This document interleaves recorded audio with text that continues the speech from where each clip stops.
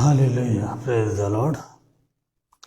प्रभु यीशु का धन्यवाद देता हूँ सुंदर समय के लिए जो उसने मुझे दिया है कि मैं आगरा मसीह मंडली के इस लाइव पेज पर आकर परमेश्वर के वचन को आपके साथ बांट सकूं।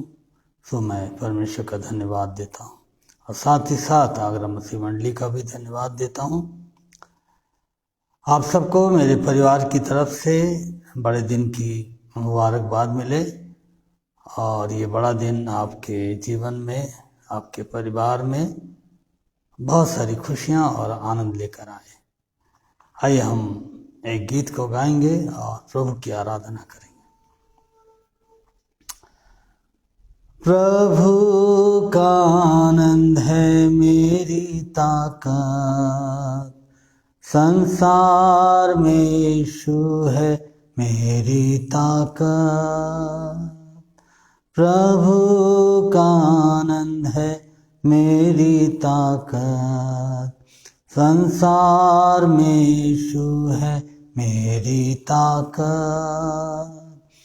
वो मेरा आनंद हर एक पल में, वो मेरा सहारा है। प्रभु का आनंद है मेरी ताकत, संसार में यीशु है मेरी ताकत। जब मैंने सोचा कि असंभव है, तब प्रभु यीशु ने मुझसे कहा, असंभव को संभव करने वाला यीशु मैं तेरे साथ हूँ। प्रभु का आनंद है मेरी ताकत, संसार में यीशु है मेरी ताकत। वो मेरा आनंद हर एक पल में, वो मेरा सहारा है। प्रभु का आनंद है मेरी ताकत, संसार में यीशु है मेरी ताकत। जब मैंने सोचा कि निर्बल हूँ, तब प्रभु यीशु ने मुझसे कहा, जब मैंने सोचा कि निर्बल हूँ, तब प्रभु यीशु ने मुझसे कहा, सामर्थ देने वाला, शक्ति देने वाला मैं तेरे साथ हूँ। प्रभु का आनंद है मेरी ताकत, संसार में यीशु है मेरी ताकत।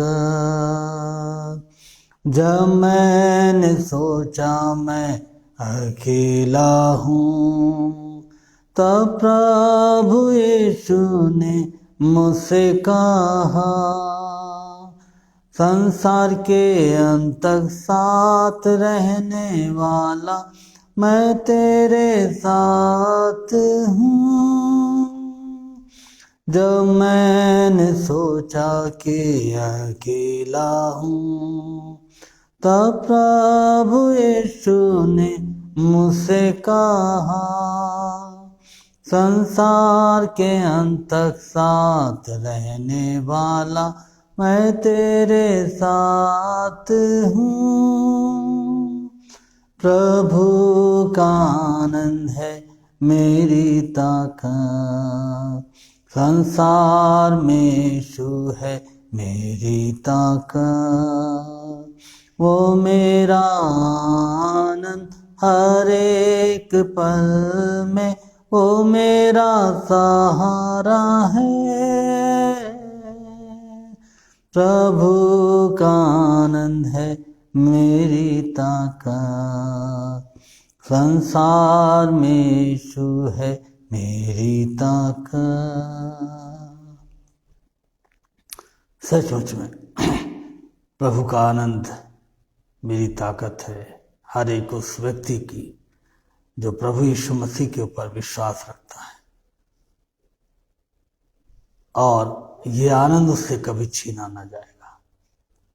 चाहे हम अपने जीवन में अकेले हों, निर्बल हों और हर एक ऐसी समस्याओं में फंस गए हों जिसे हम सोच रहे हैं कि यह असंभव है, वो सारी बातें प्रभु यीशु मसीह में पूरी होती हैं, क्योंकि उसके लिए कुछ भी असंभव नहीं है। वो हमारा बल है, वो हमारी ताकत है, और वो हमारा अच्छा दोस्त है। जब हम अकेले होते हैं वो हमारे साथ होता है। प्रभु का धन्यवाद देता हूँ सुंदर समय के लिए, और धन्यवाद देते हैं प्रभु की दया के लिए, उसके अनुग्रह के लिए जो मेरे जीवन और परिवार पर और आप सबके जीवन और परिवार के ऊपर बना रहा। और प्रभु ने हम सबको ये सुंदर अवसर दिया कि हम प्रभु के इस जन्मदिन को इस साल भी बड़े हर्ष उल्लास के साथ मनाने पाए हैं। इसके लिए हम प्रभु को धन्यवाद देते हैं। खुदा के लोगों, आइए इससे पहले कि हम परमेश्वर के वचन में चलें, आइए हम प्रार्थना करें। Hallelujah, hallelujah, hallelujah, hallelujah. प्रभु तेरा धन्यवाद करते हैं, तेरा धन्यवाद करते हैं, तेरी स्तुति करते हैं। तू राजाओं का राजा, प्रभु का प्रभु है। प्रभु हम तेरी स्तुति करते हैं। Hallelujah, hallelujah. हम तेरी स्तुति करते हैं कि तू स्वर्ग का राजा है, और तू मनुष्य बनकर, नम्र होकर, मनुष्य का देह धारण करके इस पृथ्वी पर आया, ताकि प्रभु हम जो पाप के दासत्व में हैं, प्रभु आप उनको छुड़ा ले। प्यारे परमेश्वर पिता, ना केवल आप हमारे लिए बल्कि प्रभु आप संसार के प्रत्येक व्यक्ति के लिए दुनिया में आए, और आपका बलिदान हर एक व्यक्ति के लिए था, ताकि प्रभु वो आपके द्वारा उस अनंत जीवन को प्राप्त करे, उस मुक्ति को प्राप्त करे, पापों की क्षमा प्राप्त करे। यीशु मसीह, हम आपको धन्यवाद देते हैं आपके बलिदान के लिए। पिता, हम आपको धन्यवाद देते हैं आपके पुत्र के लिए, जिसको आपने हमारे लिए भेजा। प्यारे परमेश्वर पिता, हम धन्यवाद देते हैं गुजरे समय से लेकर आज के दिन तक तेरी दया हमारे जीवन के ऊपर बनी रही। तेरी दया जो सदा काल की है, जो हमारे दुखों में, हमारी बीमारियों में, हमारी तंगहालियों में, तेरी दया प्रभु सर्वदा हमारे जीवन पर बनी रहती है, क्योंकि तेरी दया अनंत काल की है। और तूने वायदा किया है कि देखो मैं जगत के अंत तक तुम्हारे साथ हूँ। प्यारे परमेश्वर पिता, हम तेरी दया के लिए तेरा धन्यवाद करते हैं, और तेरी दया को आज की संध्या में अपने जीवन के लिए, अपने परिवार के लिए और अपने प्रियजनों के लिए मांगते हैं। प्रभु सब पर दया करें। और इस समय जब आपके वचन को प्रचार किया जाता है, पवित्र आत्मा आप हमारी सहायता, हमारी अगुवाई करें। सुनने वाले को भी आपके हाथों में सौंपते हैं। प्रभु आज का वचन उनके लिए आशीष का कारण बनने पाए। ये प्रार्थना अपने उद्धारकर्ता प्रभु यीशु मसीह के नाम से मांगते हैं। सुनिए और कबूल कीजिए। आमीन। हालेलुया। धन्यवाद यीशु। स्तुति हो, स्तुति हो, आपकी स्तुति हो, आपका धन्यवाद हो। धन्यवाद यीशु, धन्यवाद यीशु। Thank you lord, thank you Jesus. Hallelujah, hallelujah. इन दिनों में हम सब बड़े दिन के आनंद में बने रहे, और परमेश्वर ने हमारे और आपके जीवन में एक बार और ये अवसर दिया कि हम उसके जन्मदिन के आनंद को मना पा रहे हैं, मना पाए। इसके लिए हम परमेश्वर को धन्यवाद देते हैं। इन दिनों में एक बात की बहुत ज़्यादा चर्चा रही, और वो चर्चा ये रही कि मजूसियों को एक तारा दिखा और वो उस तारे की अगुवाई में यीशु मसीह तक पहुंचने पाए। खुदा के लोगों, आज मैं आपको बताना चाहता हूं कि जिस तरह से ये तारा उन मजूसियों को यीशु मसीह के पास ले गया, हम सबको प्रभु यीशु मसीह ने स्टार बनाया है, तारा बनाया है। वो यीशु जो स्वयं भोर का तारा है, उसने हमें और आपको भी तारा बनाया है कि हम उन लोगों की अगुवाई करें जो आज इस संसार में प्रभु यीशु मसीह को नहीं जानते।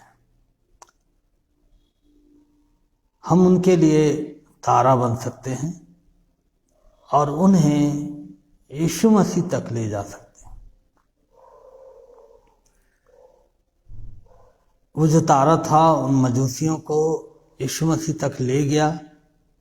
उस तारे का बस इतना ही काम था कि वो उन मजूसियों को यीशु मसीह तक ले जाए। हो सकता है हमारे जीवन में शायद हम बहुत अच्छा कोई साज ना बजा पाते हों, बहुत अच्छा हम प्रचार नहीं कर पाते हों, बहुत अच्छा बोल ना पाते हों, लेकिन हम एक काम कर सकते हैं कि हम उस व्यक्ति के लिए जो यीशु को नहीं जानता है, उसके लिए हम एक तारा बन सकते हैं और उस व्यक्ति को यीशु तक हम ले जा सकते हैं।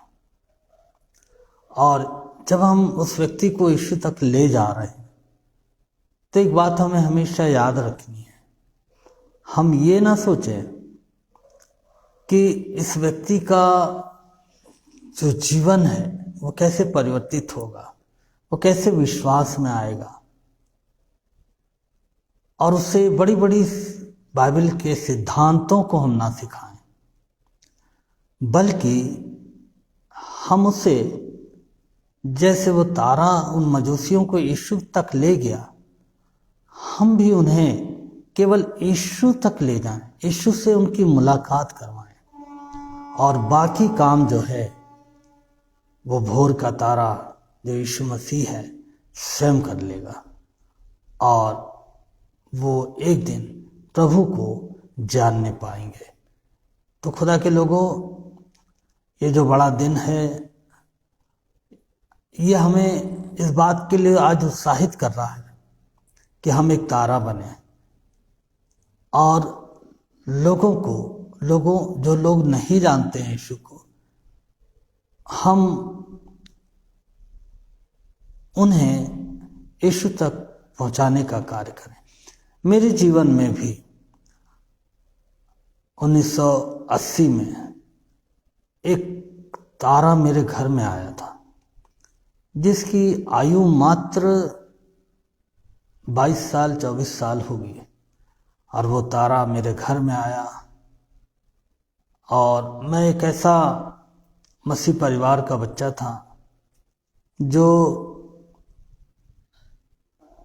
चर्च जाने में, दुआ करने में, बाइबल पढ़ने में इसे कोई रुचि नहीं थी, जो यीशु मसीह को जानता ही नहीं था एक तरीके से। बस मैं एक बॉर्न क्रिश्चियन था। लेकिन एक दिन वो तारा हमारे घर में आया और उसने मुझसे पूछा कि क्या तुम्हें प्रार्थना करनी आती है? मैंने कहा नहीं। उस तारे ने मुझसे कहा, मैं तुम्हें सिखाऊंगा। उसने मुझे प्रार्थना करनी सिखाई, और एक दिन वो मुझे प्रार्थना सभा में ले गया, और उस प्रार्थना सभा में मेरी मुलाकात यीशु से हुई। और उसके बाद कुछ दिनों के बाद वो तारा मेरे शहर से, मेरे एरिया से एकाएक गायब हो गया। लेकिन उसने जो मेरी मुलाकात प्रभु से कराई थी, एक ऐसा जीवन जो पाप में पड़ा हुआ जीवन था, वो यीशु के द्वारा बचाया गया और उसने एक नए जीवन को पाया, अनंत जीवन को प्राप्त किया। पुरानी बातें चली गई, सब नई हो गई। तो ये बड़ा दिन हमें इस बात के लिए उत्साहित करता है कि हम भी किसी व्यक्ति के लिए एक तारा बने और उसको यीशु तक लेकर आए। परमेश्वर इन बातों के द्वारा हमें उत्साहित करना चाहता है और हमारी प्रार्थना है कि परमेश्वर हर एक को ऐसा अनुग्रह दे ताकि जब आज समय बहुत खराब है, शायद हम सामूहिक रूप से बहुत जोरों से, बहुत शोरों से लोगों को यीशु के बारे में नहीं बता सकते हैं, तो हम उनके लिए तारा बने और उन्हें यीशु के बारे में बताएं, व्यक्तिगत रूप से उनको प्रचार करें। उन्हें एक दिन उनके सामने इस बात को रखें कि क्या आज आपके पास समय है, क्या आप मेरे साथ परमेश्वर के भवन चल सकते हैं, और उन्हें परमेश्वर के भवन में लेकर आइए। बाकी काम परमेश्वर का है, वो अपने काम को अपने तरीके से करता है। तो प्रभु आप सबको आशीष दे। आइए हम आज के वचन की ओर चलते हैं। मैं धन्यवाद देता हूं भाई अंग्रेज सिंह के लिए जो हमारे बीच में हैं। प्रभु आपको बड़ी आशीष दे। प्रभु का धन्यवाद करता हूं। लूका की इंजील और उसका 4 अध्याय, लूका का सुसमाचार और उसका 4 अध्याय। मैं एक बात पूछना चाहता हूँ, क्या मेरी आवाज़ आप तक साफ आ रही है या नहीं आ रही है? कृपा करके मुझे आप यस या नो या थम के द्वारा बता सकते हैं। हाँ, मैं धन्यवाद देता हूँ। Thank you Jesus Christ. हाँ, मेरी आवाज़ आप तक पहुँच रही है, परमेश्वर का धन्यवाद हो। हाँ, लूका रचित सुसमाचार उसका 4 अध्याय और उसकी 18 आयत को हम पढ़ेंगे। यहाँ पर इस तरह से लिखा हुआ है, प्रभु का आत्मा मुझ पर है, इसलिए कि उसने कंगालों को सुसमाचार सुनाने के लिए मेरा अभिषेक किया है, और मुझे इसलिए भेजा है कि बंदियों को छुटकारे का और अंधों को दृष्टि पाने का और सुसमाचार प्रचार करूं और कुचले हुओं को छुड़ाऊं और प्रभु के प्रसन्न रहने के वर्ष का प्रचार करूं। ये परमेश्वर का जीवित वचन है, इसके पढ़े और सुने जाने पर उसकी आशीष हो। आइए हम प्रार्थना करें। हमारे दयालु और अनुग्रहकारी परमेश्वर पिता, हम आपके जीवित वचन के लिए आपको धन्यवाद देते हैं। पिता, हम प्रार्थना करते हैं जब ये तेरे वचन रूपी बीज जब बोया जाता है, तेरा पाक रूह प्रभु हमारी अगुवाई सहायता करने पाए, सुनने वालों की सहायता करने पाए, ताकि प्रभु हमें मुख से जो भी शब्द निकलते हैं, जो भी वचन निकलते हैं, वो तेरी आत्मा के द्वारा अभिषेक होने पाए, और सुनने वालों को भी ऐसा मन, ऐसे कान दीजिएगा प्रभु की वो उसको ग्रहण कर सकें और खुदावन तेरे प्रेम में आगे बढ़ सकें। पूरे समय को तेरे हाथों में देते हैं। बड़े धन्यवाद के साथ ये प्रार्थना प्रभु यीशु मसीह के नाम से मांगते हैं, आमीन। कई बार जब हम ऐसे लोगों को देखते हैं जो किसी बिल्डिंग को बना रहे होते हैं, या जब कभी हम सब्जी मंडी में जाते हैं, अनाज मंडी में जाते हैं, तो हमारा सामना ऐसे लोगों से होता है जो अपनी पीठ के ऊपर बड़े बड़े बोझ को उठाए हुए नजर आते हैं। बड़े बड़े बोरों को जिसमें अनाज भरा होता है, वो अकेले उनको उठाकर एक स्थान से दूसरे स्थान पर पहुंचाते हैं, और जब वो उस बोझ को उठाए होते हैं तो उनकी जो दृष्टि है वो हमेशा नीचे की ओर रहती है, क्योंकि वो अपने बोझ के कारण से अपनी आंखों को ऊपर नहीं उठा सकते। इस संसार में भी बहुत सारे लोग हैं जो बोझ से दबे हुए हैं, और जब वो बोझ से दबे हुए हैं और वो अपनी दृष्टि को ऊपर नहीं उठा पा रहे हैं, तो उन्हें एक काम करना चाहिए अपने जीवन में। जब वो किसी ऐसे व्यक्ति को ढूंढ रहे हैं कि कोई हो जो उनके बोझ को कम कर दे या उनके बोझ को उनके ऊपर से उतार डाले, जब वो ऐसे किसी व्यक्ति को ढूंढ रहे हैं, तो हम किसी व्यक्ति को ना ढूंढें। जब हम बोझ से दबे हैं और नीचे देख रहे हैं, हमें उस समय यीशु की ओर देखना चाहिए। हम जो विश्वासी लोग हैं, हमें यीशु की ओर देखना चाहिए। क्यों देखना चाहिए? क्योंकि बाइबल कहती है कि यीशु मसीह के आने का जो उद्देश्य था वो ये था, वो कहता है कि प्रभु का आत्मा मुझ पर है, इसलिए कि उसने कंगालों को सुसमाचार सुनाने के लिए मेरा अभिषेक किया है। यीशु मसीह को इसलिए परमेश्वर ने संसार में भेजा कि वो कंगालों को, जो इस संसार में कंगाल लोग हैं, जिनके पास ना घर है, ना बार है, ना कपड़े हैं, ना खाने को है, ऐसे कंगाल लोगों को क्या करे? सुसमाचार सुनाए। और इसलिए भेजा कि वो बंदियों को छुटकारे का प्रचार करे। बहुत सारे बंदी हमारे जीवन में हमारी आंखों के सामने आते हैं। जब हम पढ़ते हैं जेलों के बारे में, तो जेल में बहुत सारे बंदी बंद होते हैं। लेकिन मैं आपको बताना चाहता हूँ कि न केवल जेल में बंदी पाए जाते हैं, लेकिन बहुत सारे बंदी ऐसे हैं जो स्वतंत्र हैं, मेरे और आप जैसे हैं, और वो किसी न किसी चीज में बंधे हुए हैं। वो पाप की गुलामी से हो सकता है बंधे हों, अपनी पुरानी आदतों से बंधे हों, किसी ऐसे बोझ के नीचे दबे हों जो उन्हें बहुत परेशान कर रहा है, किसी ऐसी बीमारी से बंधे हैं जो उन्हें नाश कर देना चाहती है, और वो लगातार उनकी जो दृष्टि है उन तमाम चीजों के ऊपर लगी हुई है। ऐसे समय में बाइबल कहती है कि उनको अपनी आंखों को यीशु की ओर उठाना चाहिए।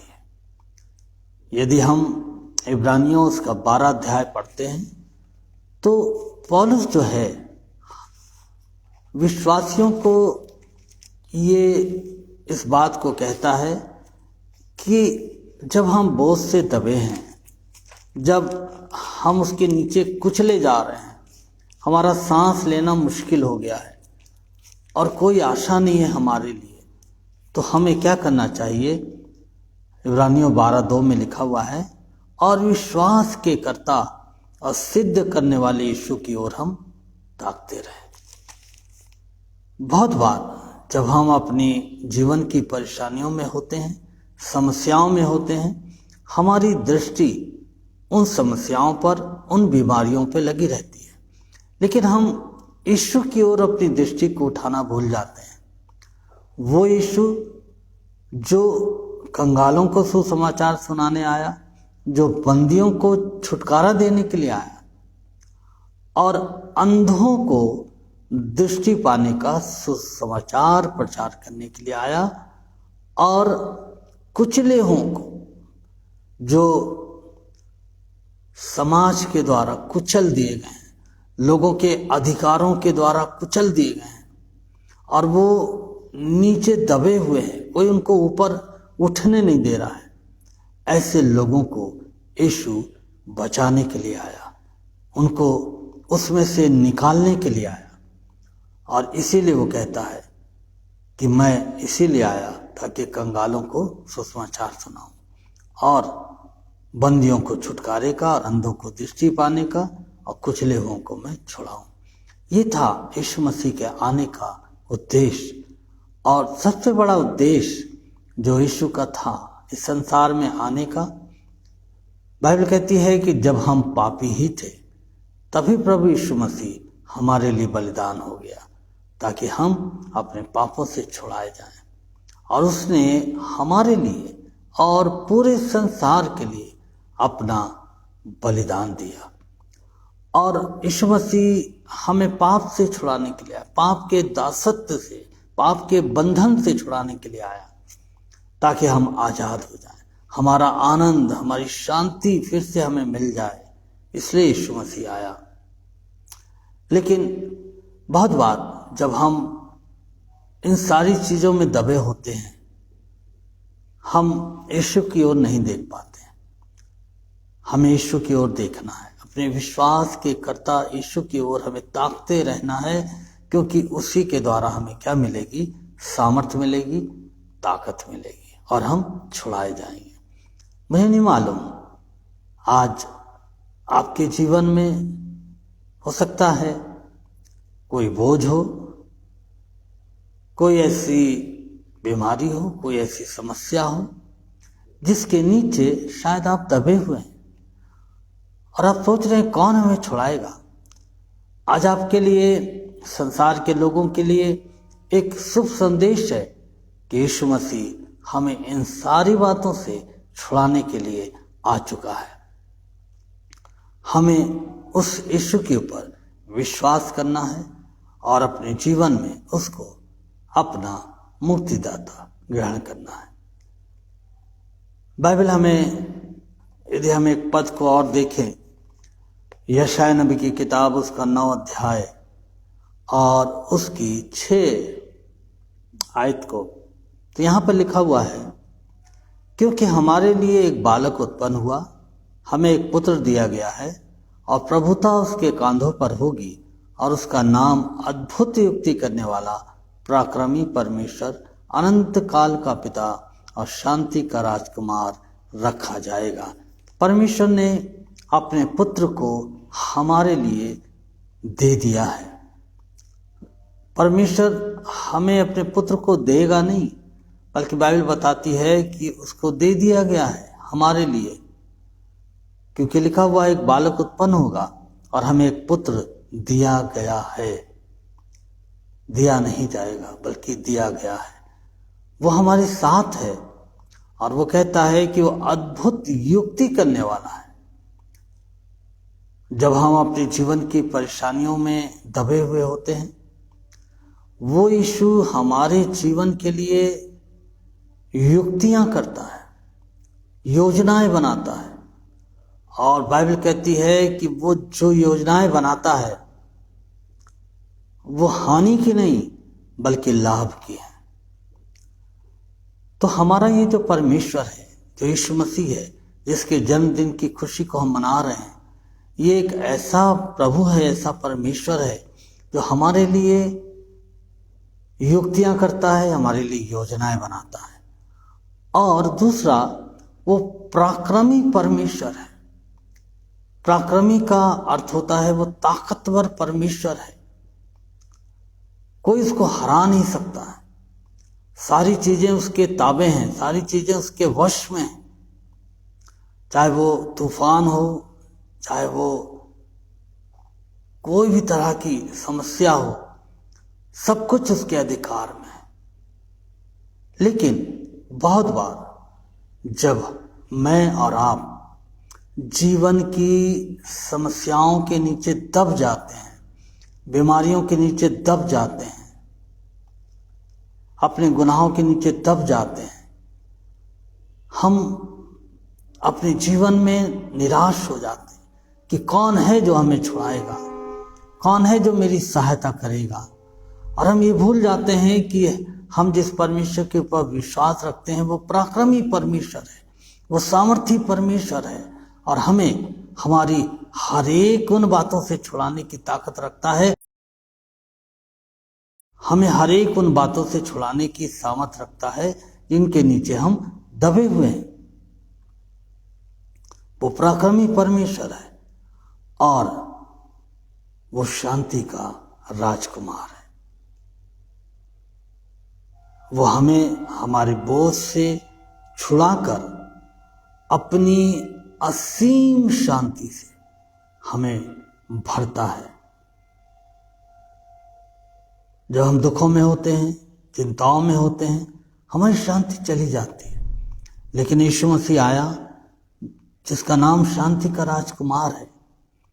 हम अपने बोझ के नीचे जब दबे हैं, हम उसको याद करें, हम उसकी ओर देखें कि प्रभु तो मुझे छुटकारा दे, प्रभु तो मुझे शांति दे, और अपनी समस्याओं को उस पराक्रमी परमेश्वर के हाथों में सौंप दे, क्योंकि परमेश्वर ने उसको हमारे लिए दिया है और वो हमारे लिए आया और हमारे लिए ही वो बलिदान हुआ और हमारे लिए ही वो तीसरे दिन मुर्दों में से जी उठा है।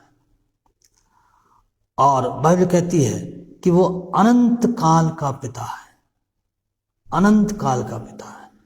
वो आज या कल तक आपके साथ नहीं है, बल्कि वो सदा सर्वदा आपके साथ रहने का वायदा करता है। वो कहता है कि देखो मैं जगत के अंत तक तुम्हारे साथ हूं, मैं ना तो कभी तुम्हें छोड़ूंगा और ना कभी मैं तुमको त्यागूंगा। ये यीशु का वायदा है। बस वो चाहता है कि हम अपने जीवन में निरंतर उसकी ओर ताकते रहें, उसकी ओर देखते रहें, और जब आप ऐसा करेंगे आप पाएंगे कि वो अद्भुत युक्ति करने वाला पराक्रमी परमेश्वर, अनंत काल का पिता, शांति का राजकुमार, जिसे हमारे लिए परमेश्वर ने दिया है, आपको इन तमाम समस्याओं के बीच में वो छुड़ाएगा, आपको अपने आनंद से भरेगा, आपको अपनी शांति से भरेगा, और वो सर्वदा आपके साथ रहेगा। आप कभी भी अपने जीवन में शायद इस संसार में अकेले हों, लेकिन जब यीशु आपके की तरफ आप अपनी दृष्टि को उठाते हैं तो आप पाएंगे कि वो यीशु सर्वदा आपके साथ खड़ा है, आपके साथ है। मैं तुम्हें कभी नहीं छोड़ूंगा, कभी नहीं त्यागूंगा, ये यीशु का वायदा है। तो खुदा के लोगों, जब हम इस बड़े दिन को मना रहे हैं और जब परमेश्वर ने इस यीशु को जो बालक के रूप में आया हमें दिया है, तो महज हम इसे एक त्यौहार मानकर यूं ही ना बिता दें, बल्कि हम इस बात को सोचें कि यीशु क्यों आया है। और यदि हम बोझ से दबे हुए हैं तो यीशु कहता है, सब बोझ से दबे लोगों मेरे पास आओ, मैं तुम्हें आराम दूंगा। वो हमें छुड़ाने के लिए आया, बचाने के लिए आया और हमें अनंत जीवन देने के लिए आया। आवश्यकता इस बात की है कि हम अपनी नज़रों को उसकी ओर लगाएं, और यदि अभी तक हमने अपने जीवन को उसके हाथों में नहीं सौंपा है तो हम अपने जीवन का समर्पण इस राजकुमार के सामने, जो शांति का राजकुमार है, उसके हाथों में कर दें, और वो हमें अपने हाथों में लेगा और सर्वदा हमारे साथ रहेगा। इसीलिए वो इस दुनिया में आया। लेकिन इसके साथ साथ मैं आपको बताना चाहता हूं कि ये बड़ा दिन परमेश्वर के अनुग्रह से आपके जीवन में बहुत दिनों से आ रहा है, आने वाले समय में आएगा। आप बहुत सारे बड़े दिनों को मनाएंगे हर साल, लेकिन परमेश्वर ने अपने पुत्र को उद्धारकर्ता बनाकर इस संसार में भेजा है। समय बहुत बीत चुका है और अब उसके आने का समय निकट है। हमें नहीं मालूम वो समय कौन सा है, लेकिन समय निकट है। और अब वो एक बालक के रूप में नहीं, बल्कि वो एक न्याय के रूप में आने वाला है। तो क्यों ना हम अपने जीवनों को उसके दूसरे आगमन के लिए तैयार करें। हम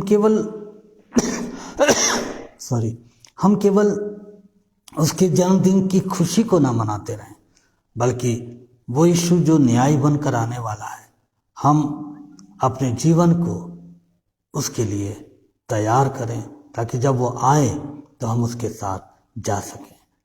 आपको वो कहानी अच्छी तरह मालूम है कि वो जो कुंवारियां थीं, 10 कुंवारियां, उनमें से आधी तैयार थीं और आधी बड़ी लापरवाह थीं कि जब दूल्हा आएगा तब तैयारी कर लेंगे। अचानक से दूल्हा आ जाता है। जो तैयार थीं वो विवाह के घर में प्रवेश कर जाती हैं और द्वार बंद हो जाता है। लेकिन जो तैयार नहीं थी, अवसर उनको भी दिया गया था, मौका उनको भी दिया गया था, लेकिन लापरवाही में उन्होंने अपने आप को तैयार नहीं किया। आज मौका और समय हमें और आपको भी दिया गया है। प्रभु चाहता है कि यदि हमने अपने आप को तैयार नहीं किया है तो हम अपने आप को तैयार करें। प्रभु से कहें, प्रभु हमें अपने जीवन के, तेरे अपने दूसरे आगमन के आने की तैयारी करने में मदद करें आप, और हम उन 5 कुंवारी के समान दूल्हे का इंतजार कर सकें जैसे वो कर रही थी, और उनके साथ हम विवाह के घर में प्रवेश कर सकें, उस स्वर्गीय राज में प्रवेश कर सकें। परमेश्वर इन वचनों के द्वारा आपको बड़ी आशीष दे और आपके परिवार को आशीष दे, और परमेश्वर का अनुग्रह आपके साथ बना रहे।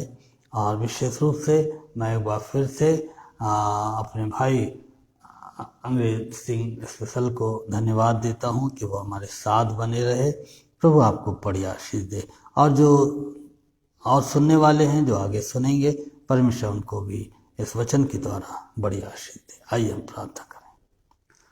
हमारे दयालु और अनुग्रहकारी परमेश्वर पिता, हम आपको धन्यवाद देते हैं प्रभु कि आप हमारे लिए इस संसार में आए, ताकि प्रभु आप कंगालों को सुसमाचार प्रचार करें, कंगालों को सुसमाचार दें, और प्रभु कुचले हुओं को, बंदियों को, अंधों को प्रभु आप दृष्टिदान दें। प्यारे परमेश्वर पिता, आप शांति के राजकुमार हैं, आप पराक्रमी परमेश्वर हैं, आप सदाकाल के परमेश्वर हैं। प्रभु आपने कहा मैं तुम्हें कभी नहीं छोड़ूंगा। प्रभु यदि हम आज तुझसे दूर हैं और प्रभु बोझ के नीचे दबे हैं, तो इब्रानियों 12:2 के अनुसार हमें अपनी ओर देखने में सहायता करें, क्योंकि इब्रानियों 12:2 कहता है कि अपने विश्वास की कर्ता की ओर तुम ताकते रहो। हाँ प्रभु, हमारी सहायता करें ताकि हम आपकी ओर देख सकें और इस बात को जान सकें कि तो हमारे लिए दिया गया है और तू जीवन भर हमारे साथ है, और हम तुझे अपना मुक्तिदाता ग्रहण करने पाए। बड़े धन्यवाद के साथ ये प्रार्थना करते हैं प्रभु आपके आगरा मसीह मंडली के लिए, अपने भाई अर्पण डेविड जो तेरे दास हैं, और अपनी बहन के लिए सनमन डेविड के लिए जो आपकी सेविका हैं। प्रभु आप उन्हें भी बहुत से आशीष दें, शारीरिक रूप से उनको अच्छा स्वास्थ्य दें, बल और ताकत दें। आत्मिक रीति से प्रभु निरंतर आप उन्हें अपने आत्मा में, अपने वचन में प्रभु बढ़ाते ले जाएं, और उनके द्वारा उनके इस पेज पर जितनी भी सेवाएं होती हैं उन सब के ऊपर आपकी आशीष बनी रहे। उनके परिवार के साथ हों, उन्हें भी आशीष दें। प्रभु यीशु मसीह आपके नाम से प्रार्थना मांगते हैं, आमीन। प्रभु का धन्यवाद देता हूँ सुंदर समय के लिए। आने वाले बुधवार को रात्रि 8 बजे परमेश्वर की इच्छा होगी, परमेश्वर समय देगा तो हम एक बार फिर से आएंगे और आपके साथ प्रभु के वचन के साथ संगति करेंगे। जब तक के लिए आप सबको जय मसीह।